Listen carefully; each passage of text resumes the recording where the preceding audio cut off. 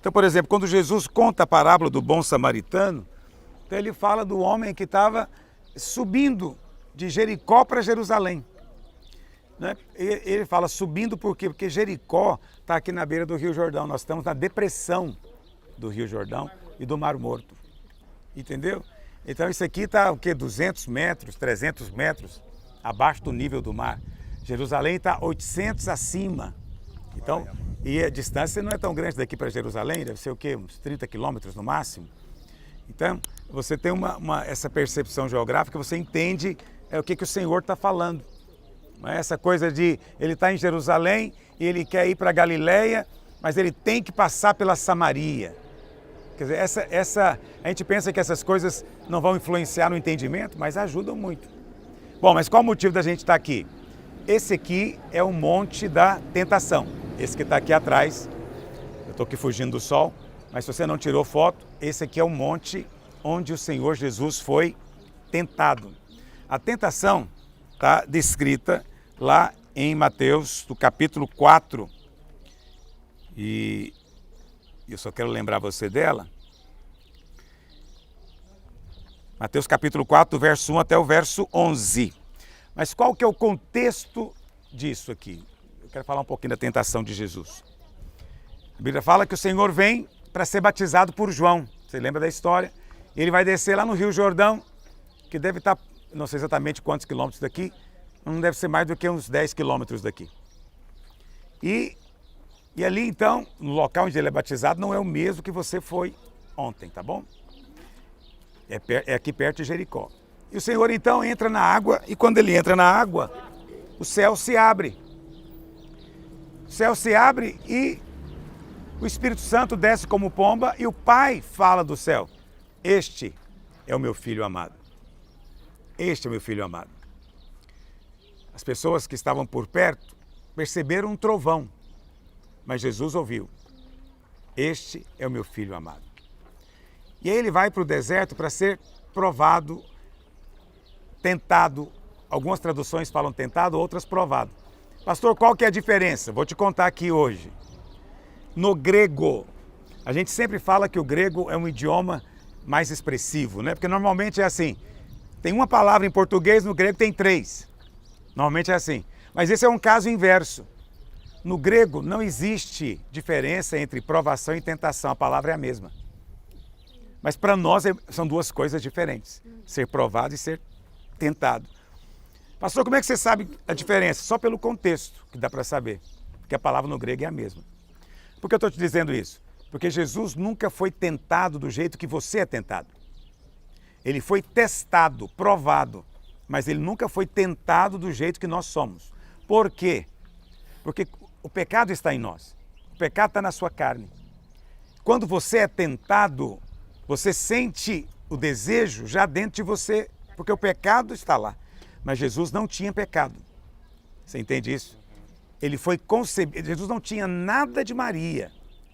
Ele foi concebido pelo Espírito Santo. Maria só foi a barriga de aluguel, para usar uma expressão moderna. O óvulo é celestial.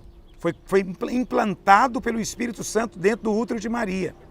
Então Jesus não tinha nada de Adão. Então ele é o primeiro homem de uma nova raça, de um novo tipo de homem. E quando nós cremos nele, nós somos transformados para ser do jeito dele. Nós ainda estamos sujeitos a esse corpo aqui ainda é de Adão, mas o seu espírito não é mais de Adão. O seu espírito é de Cristo agora. Porque a Bíblia fala que o primeiro Adão foi alma vivente, mas o segundo Adão, que é Cristo, é espírito vivificante. E ele tinha que ser provado. Em todas as coisas ele tinha que ser testado. Por quê? Porque o primeiro Adão foi testado e caiu. Agora ele vai ser testado.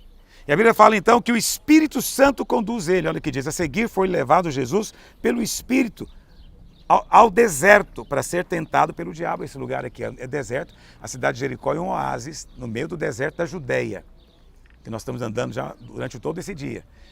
E esse monte que está aqui é a tradição quem diz. Ok? Pastor, o que é a tradição que diz? Os primeiros cristãos do primeiro e segundo século diziam que era aqui. Então nós acreditamos que é aqui. Diziam que esse era o lugar da tentação. Qual foi a tentação? A Bíblia fala que ele estava de jejum por 40 dias.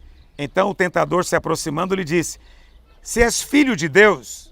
Por que o diabo começa com a pergunta se és filho de Deus? Porque o diabo ouviu. O diabo ouviu Deus dizendo: este é o meu filho. E aí ele chega para Jesus para tentá-lo, prová-lo, e ele diz: você é filho de Deus? Você não parece filho de Deus. Se você é filho de Deus mesmo, olha o que o texto diz: manda que estas pedras se transformem em pães. E o Senhor responde para ele usando a Bíblia. Está escrito, lembra sempre disso. A maneira como nós lutamos com o diabo é dizendo: está escrito. Amém. Você entende a diferença? Não é dizendo: Deus falou comigo, Satanás. Eu senti no meu coração. O pastor esses dias pregou. Nada disso funciona. É o que está escrito. Por que minha esposa trouxe até uma confissão para você? Essa é uma das coisas mais difíceis de ensinar para o crente. É que a palavra tem poder. A palavra só. Só de eu contar para você uma história da Bíblia, ela tem poder na sua vida.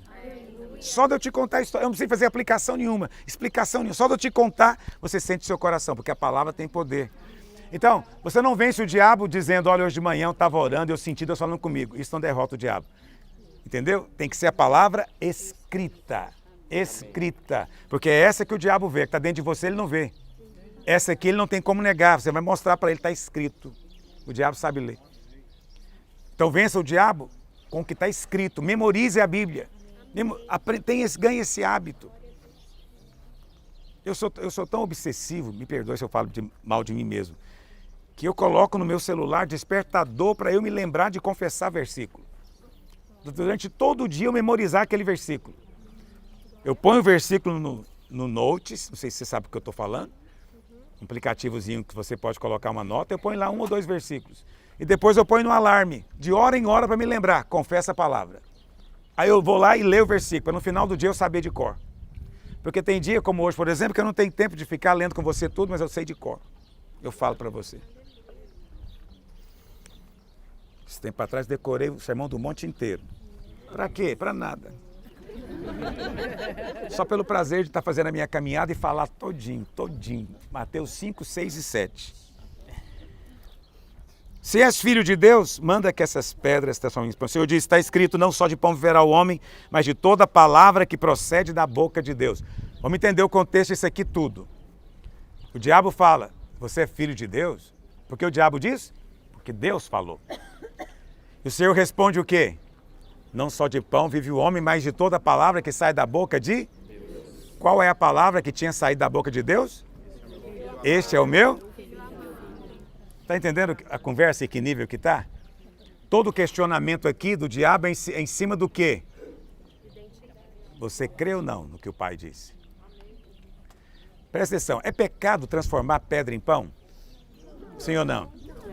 Mas se Jesus tivesse transformado pedra em pão, ele teria sido aprovado? Por que não?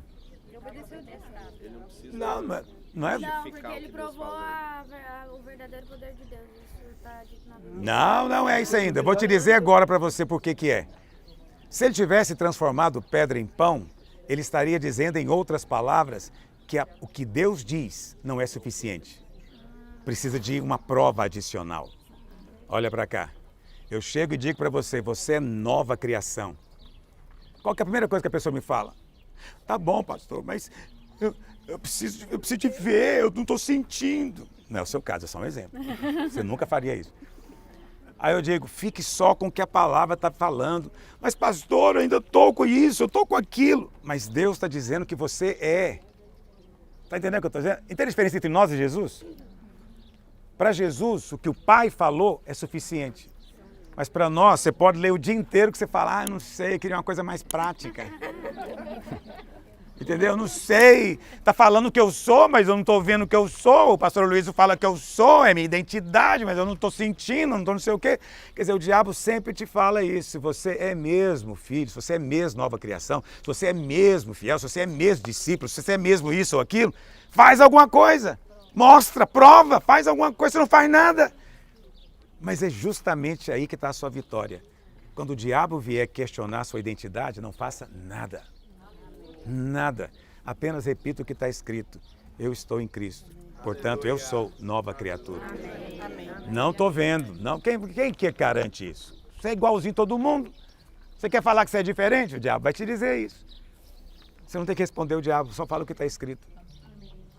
Você vê que o cristianismo, ele é outra dimensão? Você já viu como nós ignoramos isso? Está aqui escrito que Jesus fez para você fazer.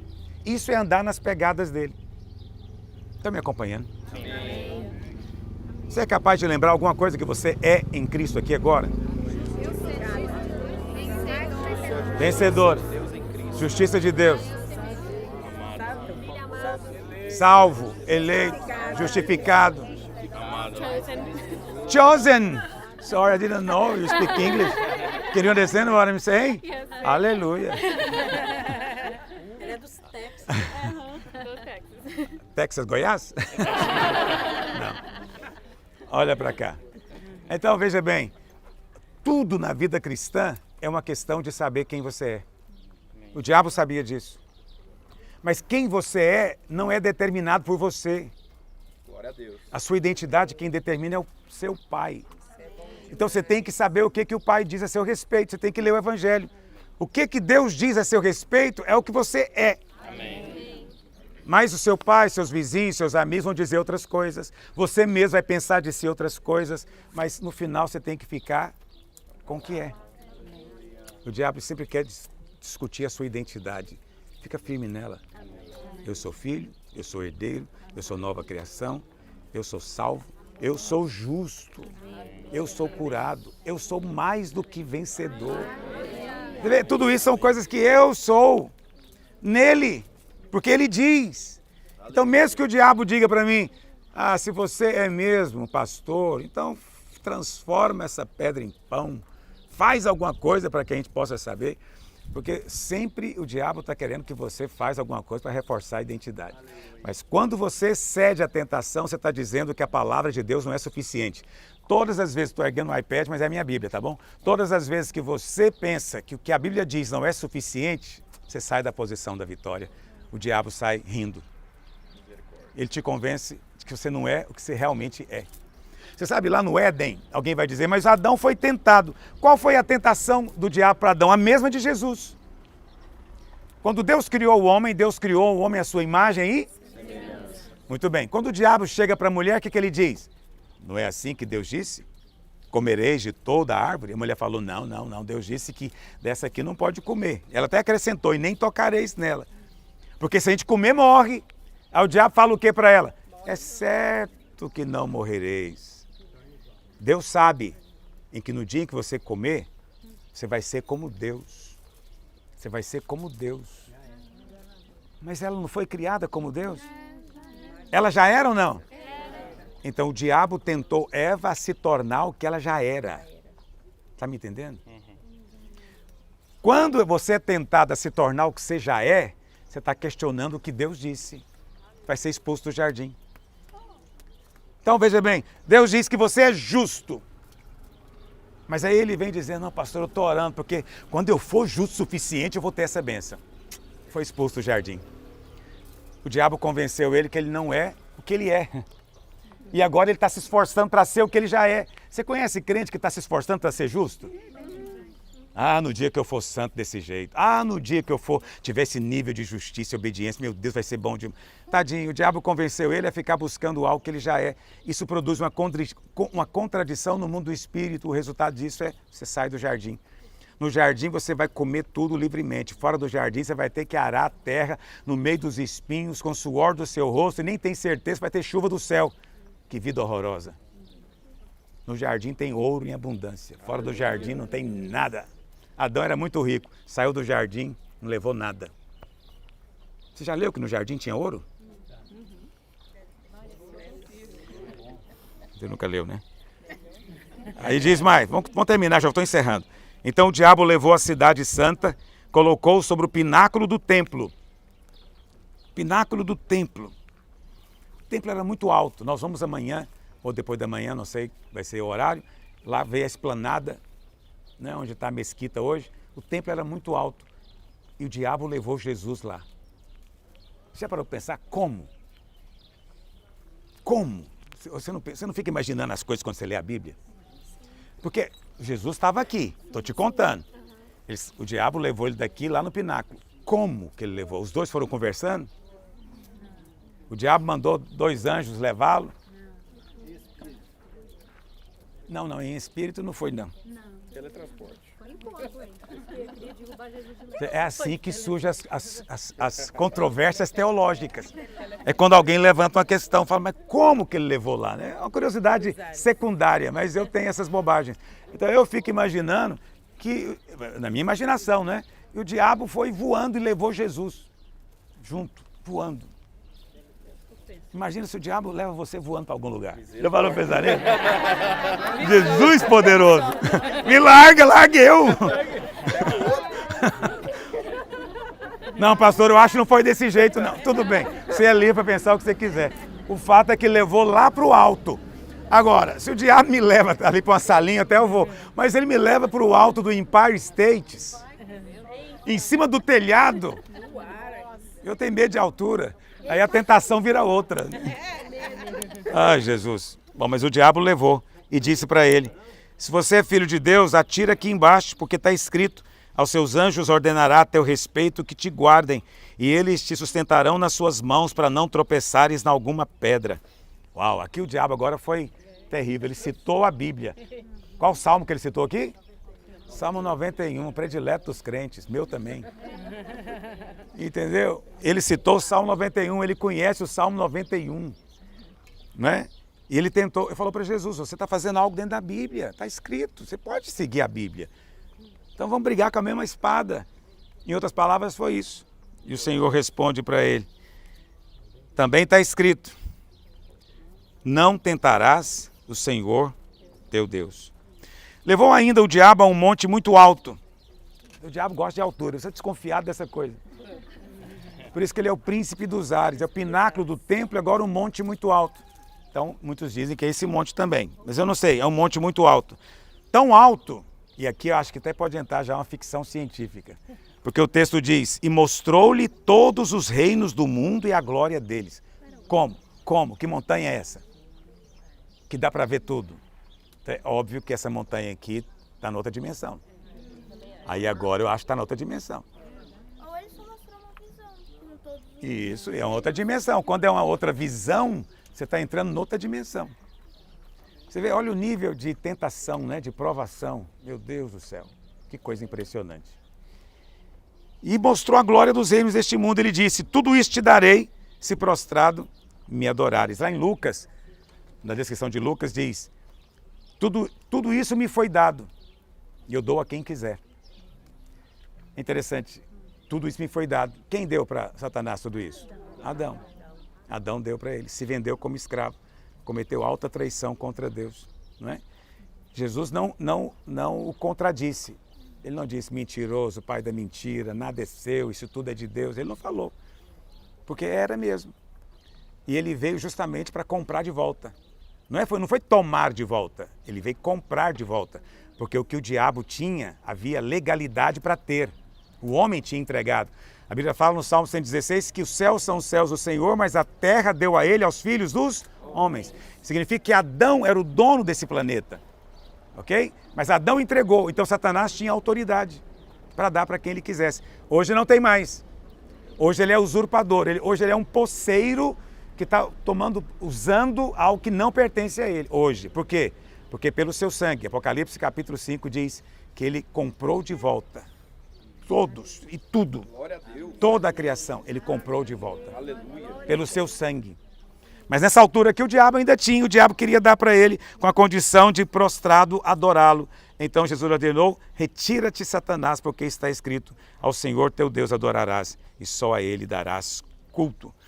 Com isso deixou o diabo e eis que vieram, quem veio? Anjos, é uma maravilha. Jesus era servido por anjos, né? Servido por anjos. O que eu quero frisar nesse último tópico aqui é que Jesus pega um texto que está lá, na verdade, em Deuteronômio, no capítulo 6, que é um capítulo muito importante aqui para os judeus. Não sei se você observou. Aqui não, porque aqui não é de judeu, aqui é árabe. Mas em toda casa de judeu, na porta, assim em cima, você vai ver um mezuzá. Uma caixinha. compridinha. Vocês chegaram a ver? Toda casa de judeu, hotel, qualquer coisa de judeu tem. Dentro dele tem um rolinho de papel escrito Deuteronômio, capítulo 6. Shema, ó Israel. Ouve, ó Israel, o Senhor teu Deus é o único Deus. Depois você lê o capítulo. Vale a pena saber de cor. Você não tem que colocar aquilo na sua casa, porque hoje em dia os crentes lá no Brasil estão colocando mezuzá nas portas. O judeu é cheio de superstição. Então ele acredita que aquilo ali é como uma ferradura atrás da porta, figo de não sei o quê, de 7 folhas, trevo, né? Então ele põe aquilo lá para proteger contra o diabo. Eles creem também no diabo. Acreditam que existe, aliás. É proteção. Só estou te explicando isso. E está escrito, uma das partes do Deuteronômio 6 é esse aqui. Só que lá em Deuteronômio capítulo 6 está escrito: ao Senhor teu Deus servirás. Temerás, perdão. Ao Senhor teu Deus temerás e só a Ele servirás. Mas Jesus mudou o temer por adorar aqui. Eu acho precioso, porque ele pode mudar, ele é o autor, ele escreveu. Ele é a palavra, na verdade, que se fez gente. E ele tirou temer e colocou adorar no lugar. Mas não mudou prestar culto. Nós temos que cultuar a Deus. Estou frisando isso todo o tempo, porque existe hoje uma cruzada do diabo contra o culto. Que o crente não pode ir no culto, que o crente não precisa ir no culto, e está errado. Fica na internet, está errado, tem que cultuar a Deus junto com os irmãos. Mas ele tirou o temer e colocou adorar, para te mostrar o que é o verdadeiro temor. O verdadeiro temor é adorar a Deus. Eu vou parar por aqui, senão eu não paro.